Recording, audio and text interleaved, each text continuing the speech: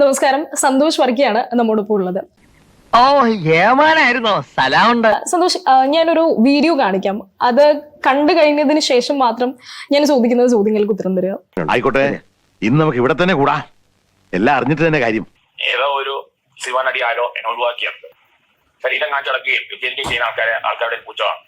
ദാരിദ്ര്യം കൊണ്ടാണ് വിഭജനം ചെയ്യാൻ കുഴപ്പമില്ല. ദാരിദ്ര്യമല്ല, ഇതൊരു തരംതായ പോപ്പുലാരിറ്റി. അവരുടെ പോലെ നടക്കാൻ കുറെ പൊട്ടന്മാരും ഉണ്ട്. ഇത്തിരി എരിവും പുളിയും കൂടുതലാ. താങ്കൾക്ക് തന്നെ ചില സമയത്ത് തോന്നാറില്ല, അതായത് താങ്കൾ പറയുന്ന മണ്ടത്തരമാണ്? ഇനി നിനക്കറിയാൻ പാടില്ലാത്തൊരു രഹസ്യം കൂടി ഞാൻ പറയാം. എന്റെ ബുദ്ധി ഇതുവരെ പുറത്തറിയിക്കാത്താണ് എന്റെ ബുദ്ധി.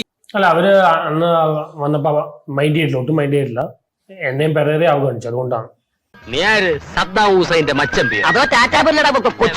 താങ്കളോട് സംസാരിക്കാൻ താല്പര്യമില്ലാത്തൊരു വ്യക്തിയോട് എല്ലാവരോടും ഇങ്ങനെ തന്നെയാണോ പ്രതികരിക്കാറ്?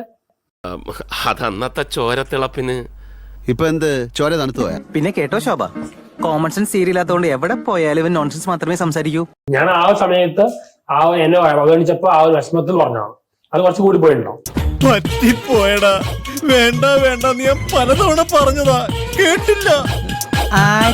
ഞാൻ തന്നെ.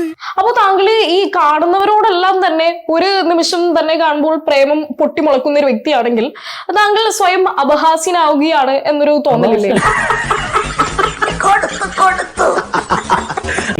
എനിക്ക് തോന്നിയ വികാരം ഞാൻ സത്യസന്ധമായിട്ട് പറയുന്നു. അത്രേ ഉള്ളൂ. എനിക്ക് തോന്നിയൊരു കാര്യം സത്യസന്ധമായിട്ട് ഞാൻ പറയാം. അത് ശരി, അപ്പൊ അതാണ് വേണ്ടത്. നീ ആളൊരുണ്ടിയാണല്ലോ. അതായത് ഒരാളെ കാണുമ്പോൾ തന്നെ താങ്കൾക്ക് പ്രേമം വരുന്ന ഒരു വ്യക്തിയാണ്. ഞാൻ പ്രേമത്തിന്റെ ആരാധകനായ ഒരു വികാര ജീവിയാണ്. പട്ടിയുടെ വാല് 12 കാലം കൊള്ളിട്ടിട്ട് എന്താ കാര്യം?